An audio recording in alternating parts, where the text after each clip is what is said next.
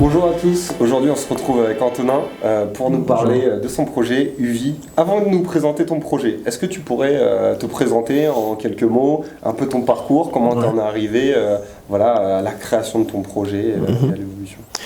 Antonin Galaya, j'ai maintenant 29 ans, je suis né à Paris, j'ai passé mes 12 premières années à Paris, en passant pas mal de temps aussi en Normandie pour les vacances scolaires et un peu de temps en famille. Et j'étais basketteur à l'époque, j'adorais le basket et puis je suis parti au Crêpes en Guadeloupe pendant 3 ans. Mes parents étaient partis à Saint-Martin, puis ils m'ont envoyé à Saint-Martin. En Guadeloupe, sachant que j'étais fan de basket, il n'y avait pas vraiment un écosystème en place à Saint-Martin pour que je puisse suivre être dans une équipe, progresser. Et donc j'ai fait 3 ans là-bas, ça s'est assez bien passé, j'étais en équipe de France à l'époque, et puis j'ai signé à Cholet Basket. D'accord. J'ai fait 1 an à Cholet Basket, sauf que juste avant d'arriver à Cholet Basket, j'avais rencontré l'agent à l'époque, c'était l'agent de Michael Pietrus. D'accord. Il s'appelait William McCandless, et en fait il y avait un camp en Guadeloupe, j'avais fait un super camp, j'avais fini MVP, ils m'ont dit mais il faut que tu viennes aux États-Unis. Oublie la France, viens aux États-Unis, c'est trop bien et tout. Tu fais tes années au lycée, tes années universitaires, puis après tu iras en NBA, enfin bref. Le rêve un peu de tout gamin, donc j'ai fait 1 année à Cholet avec en tête plutôt de partir de l'autre côté du monde. Donc je suis parti aux États-Unis, j'ai passé 8 ans. J'y ai passé 8 ans, j'ai fait la Floride, j'ai vécu en Californie, j'ai vécu en Caroline du Nord, dans le Missouri, donc j'ai pas mal voyagé. Et puis je suis revenu en France, j'ai joué 2 ans, j'ai joué à Vanves principalement, j'ai fait un petit passage à Rueil, mais clairement mes années de basket étaient plus derrière moi, on va dire, j'avais pas la carrière que j'espérais avoir en tout cas, donc j'ai préféré accepter que c'était la fin de ma carrière sportive et de voir un peu sur autre chose. J'ai toujours été assez intéressé sur l'écosystème entrepreneurial et tout ce qui allait dans ce côté-là. Donc j'ai repris les études à l'université américaine de business, enfin à l'école de commerce américaine à Paris. Et j'ai fait un master qui liait l'entrepreneuriat et le commerce international. Et suite à cette année d'études, j'ai dû faire un stage et j'étais dans la partie business d'une agence événementielle qui s'appelle Auditoire, qui est une assez grosse agence, et j'étais sur tout ce qui était événement luxe au Moyen-Orient. Et du coup, j'ai eu l'opportunité d'y aller pas mal de fois, mais dans toutes ces choses-là, n'étant plus sportif de haut niveau, je prenais pas mal de poids et j'avais plus vraiment le temps d'aller à la salle, d'avoir ces objectifs, on va dire, que j'avais avant. C'était fallait que j'aille à la salle 2 fois par jour, que je m'entraîne. Et n'ayant plus ces objectifs, je prenais du poids, j'arrivais plus trop à suivre un diet, etc. Et en fait, j'ai réalisé que la plupart des applis que je trouvais sur les stores, c'était des applis qui étaient monosport en fait. C'était vraiment, si tu veux courir, il y a cette appli, si tu veux faire du yoga, il y a cette appli, si tu veux faire des abdos, il y a cette appli, mais il n'y avait rien qui regroupait et tout était visuel. Et c'était pas du tout quand je vais faire du sport, j'adore le fait de se déconnecter un peu de son téléphone et de toujours en fait avoir besoin de regarder son téléphone. Ça m'embêtait parce qu'au final, je regardais mon téléphone pour un exercice, mais en même temps, je recevais un message, donc je répondais au message et du coup, ma séance, elle était terminée, elle n'était pas vraiment productive. Et donc en me basant là-dessus, je me dis mais en fait c'est dingue, il faudrait vraiment créer quelque chose simplement dans l'audio. Et donc j'ai trouvé des acteurs qui étaient principalement sur le marché américain, mais aucun en France, alors que pourtant lorsque j'ai découvert l'utilité d'avoir simplement un coach qui te fait ta séance, peu importe que tu sois en salle, que tu sois chez toi, à l'extérieur, avec un mix de musique, donc tu n'as plus besoin de rechercher quoi que ce soit.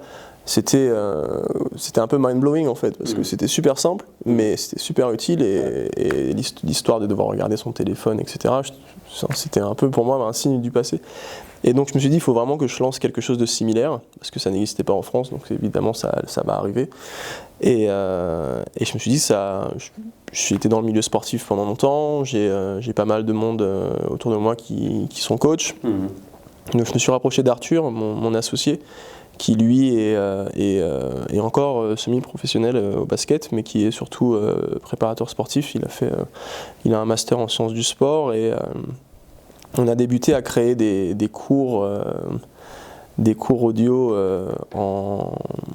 sur podcast et sur Stitcher. D'accord. Donc vraiment la base de tout contenu audio, c'est faire des itérations. Voilà, exactement. Avec un produit minimum. Exactement. Voilà, on s'est dit ok, il faut qu'on crée un MVP, il faut qu'on partage le plus de monde possible pour voir un peu si effectivement ça plaît aux gens et surtout si on est bon et on arrive à créer un process, parce qu'au final c'est ça. Et ça a plu et donc on a décidé de monter la boîte en mai 2018. Ça prend la forme d'une appli que les gens peuvent retrouver sur le store. Ouais. Et donc là, quel type de sport on peut retrouver ? C'est quoi ? Tu t'es focalisé sur des disciplines peut-être particulières ou Alors je me suis basé sur 3 marchés, on va dire. Le marché de la course, le marché fitness et le marché du bien-être. Okay. 3 marchés qui sont assez larges en France. Il y a plus de 20 millions de personnes qui courent, il y a plus de 6 millions de personnes inscrites en salle de sport et il y a environ 3 millions de personnes qui font tout ce qui est yoga, méditation. Et la raison pour laquelle je ne me suis pas simplement basé sur une catégorie, c'est parce qu'au final, pour être un bon coureur, il ne faut pas simplement courir. Il faut faire du renforcement musculaire, il faut faire des étirements. Et lorsqu'on va à la salle, on ne va pas simplement à la salle pour utiliser des poids et faire que ça en fait. Ouais. Il y a plein de machines qui sont à disposition. Et je réalisais que ce constat, c'était pas simplement propre à moi, c'était propre à beaucoup de monde. À l'heure actuelle, on n'aime plus simplement faire qu'une catégorie en fait. Il y a très peu de personnes qui font qu'une catégorie de sport et qui font rien d'autre. Les gens sont plus curieux, ils aiment découvrir certaines choses. Et donc nous, on s'est dit, ok, on va créer des programmes qui offrent du cross-training. Ouais. C'est-à-dire que on travaille sur la préparation du marathon, du semi-marathon et tout ce qui va être 5 km, 7 km, mais on ne va pas simplement faire des cours de course. Ouais. On veut aussi pouvoir proposer les étirements qui vont avec, le renforcement musculaire qui va avec, la préparation mentale qui va avec. Comment ça se passe ? Si demain je télécharge l'application, que je me dis, j'ai un objectif, c'est un marathon ou un semi-marathon, quel type de format je vais retrouver, quels conseils je vais recevoir pendant que je cours, comment ça se passe pour... Alors déjà, il faut se baser sur un niveau. D'accord. On n'a tous pas le même niveau, donc on a divisé en 3 niveaux, débutant, intermédiaire, confirmé. Donc on est plus ou moins à l'heure actuelle sur la plupart des gens qu'on a, c'est des gens qui sont intermédiaires, c'est-à-dire qu'on a déjà fait du sport, on n'arrive pas sans base, mais on a envie quand même de pouvoir faire des choses qui nous poussent. Bien sûr. Donc on est sur ce niveau-là. Et donc si on prend un marathon par exemple, la préparation d'un marathon c'est plus ou moins 16 semaines. Et donc sur ces 16 semaines on se dit ok, moi je veux courir le marathon en 3h30, ce qui est un super temps, en 4 heures. Et donc, nous, on va créer des séances qui vont être uniquement audio, avec un vrai coach. Et chaque séance va être liée à un mix de musique. Parce qu'on réalise que faire du sport sans musique, c'est un peu fade, quoi. C'est comme si on fait un repas et qu'on rajoute rien, c'est fade. Donc, avoir un super mix de musique quand on va faire sa séance, c'est top. Souvent on cherche, on met la même playlist à chaque fois qu'on va à la salle, où on perd 3 quarts d'heure à chercher quelque chose. Donc nous on se dit non, on propose des mix qui sont faits par des DJ dans des genres différents, hip-hop, R&B, rock, house, donc on varie énormément. Et donc ces mix sont liés à la technique et la motivation d'un coach. Donc c'est pas simplement une voix d'IA, non, c'est vraiment un vrai coach qui, par exemple pour la course, on travaille avec Achille Filon qui est un ancien champion de France de triple saut, qui a plus de 20 ans d'expérience dans la course, et du coup il y a une interaction, il parle pas simplement, il va pas te dire ok c'est parti, cours 5 minutes et après il parle plus. Il va parler de lui, il va vraiment avoir le ressenti qu'on a lorsqu'on écoute une podcast, où effectivement on écoute des gens parler, mais on a l'impression de faire partie de la convo. Une histoire, Exactement. Et c'est là où on voit sur les bons podcasts et podcasts un petit peu plus classiques, où podcast classique, tu entends quelqu'un qui parle, mais un podcast qui est bien travaillé, tu as des bruitages, tu as une musique de fond, et du coup ça prête à l'immersion, et du coup tu fais partie de l'aventure. Voilà, et donc nous c'est la même chose, il n'y a pas simplement... des informations sur la séance, mais il y a aussi une histoire où le coach va parler de ce que lui ressent quand il court, de ses expériences. Donc toutes ces choses-là qui font qu'au final on va courir les gens ils nous disent voilà, on devait courir, enfin on part sur une séance de 30 minutes, j'ai jamais couru 30 minutes de ma vie et j'ai fait 30 minutes de course et j'ai pas vu les 30 minutes. Donc, et lorsqu'on a quelqu'un dans ses oreilles pour faire une séance, la séance va beaucoup plus vite, c'est beaucoup plus ludique et c'est surtout, enfin on n'a plus à se soucier de regarder son téléphone pour faire sa séance et ça c'est vraiment bien. On se dit, surtout à l'heure actuelle où on a tout ce qui est AirPods, tous ces écouteurs qui n'ont pas de fil, donc si au final c'est pour tout le temps utiliser son téléphone dans les mains, c'est autant avoir le fil qui va avec. Donc là, ne plus avoir de fil, c'est top parce qu'on peut partir faire une séance. On va bientôt être sur l'Apple Watch où on pourra intégrer des cours dans sa montre, même plus avoir besoin du téléphone et tu as ton coach avec toi, que tu ailles courir ou que tu ailles faire quoi que ce soit, tu n'as plus du tout à avoir ton téléphone. Et donc on est assez content du résultat qu'on a à l'heure actuelle.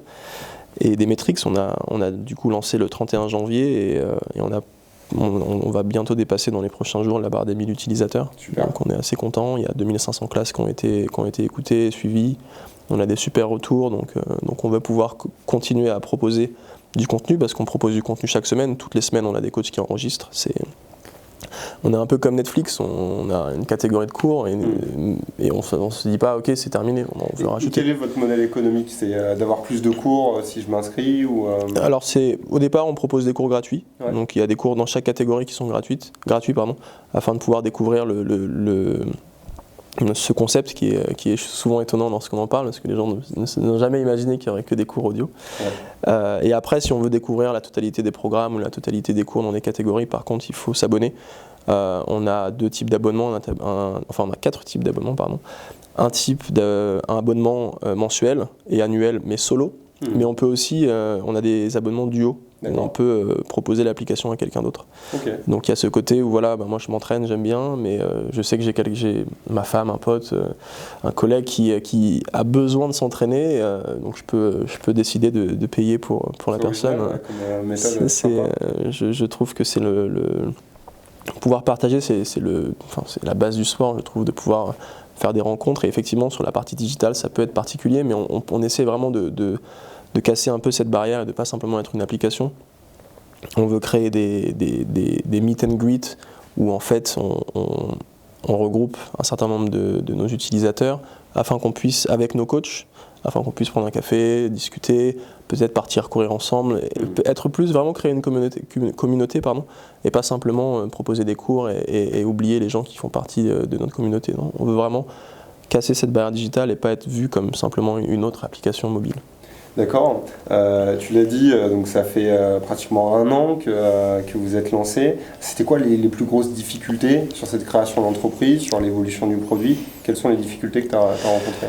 Alors c'était ma première entreprise, donc il y a une grande difficulté quand c'est sa première fois. On est vraiment pas sûr de où est-ce qu'on va, comment y aller.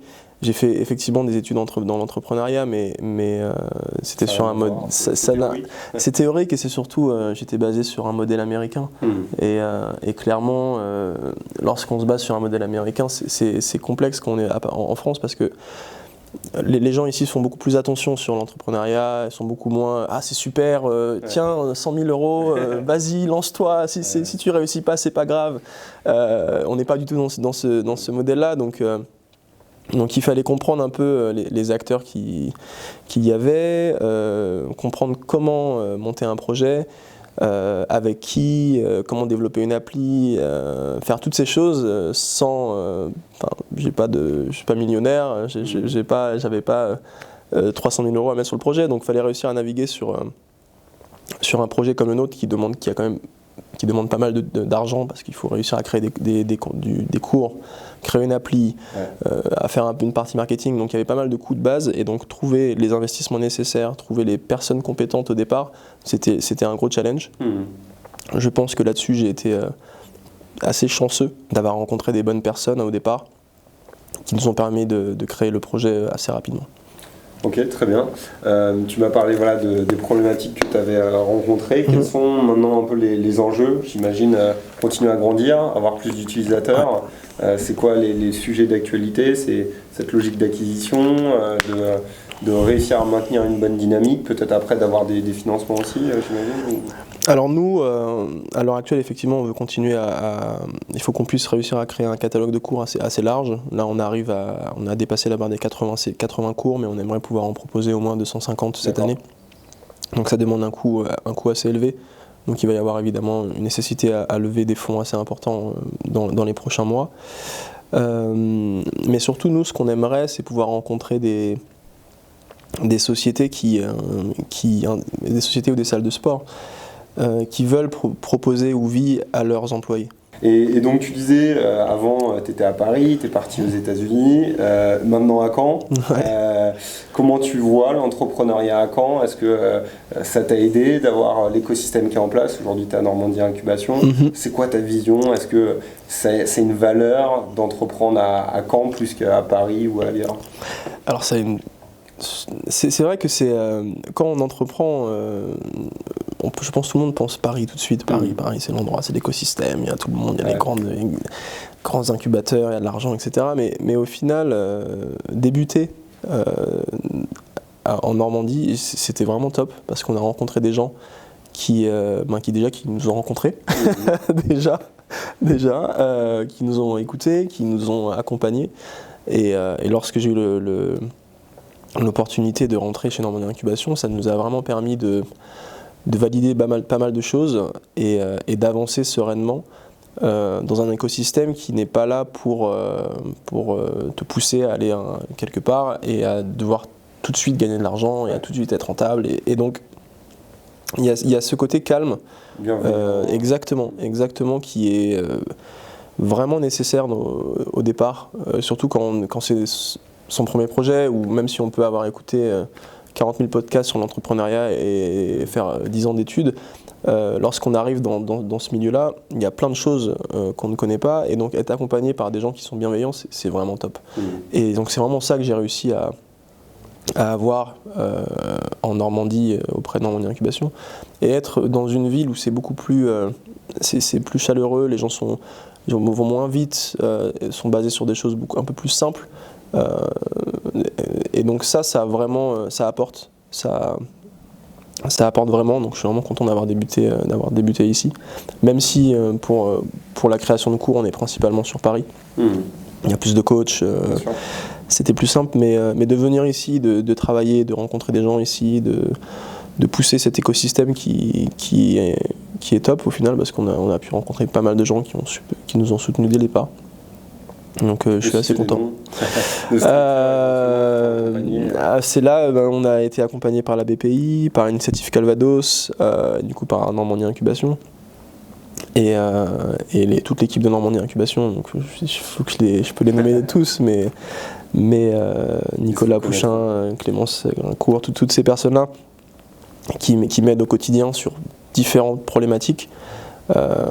C'est vraiment super, et c'est vraiment devenu des gens que je contacte quotidiennement, et pas simplement pour le boulot, mais autre. C'est vraiment une équipe, des gens qu'on apprécie. On se voit à l'extérieur du boulot pour parler d'autres choses, et c'est vraiment magnifique d'avoir un écosystème qui nous entoure et qui nous pousse à réussir. C'est une très bonne chose. Très bien, écoute, ce sera le mot de la fin. J'invite tous les visiteurs, tous les gens qui regardent la vidéo à télécharger l'application pour reprendre des bonnes habitudes. L'été arrive en plus. C'est le moment à découvrir et puis à suivre ton aventure par la suite. Et puis j'invite aussi à retrouver davantage de vidéos au sein de la communication de French Tech Camp pour de nouvelles aventures. Merci à tous. Merci.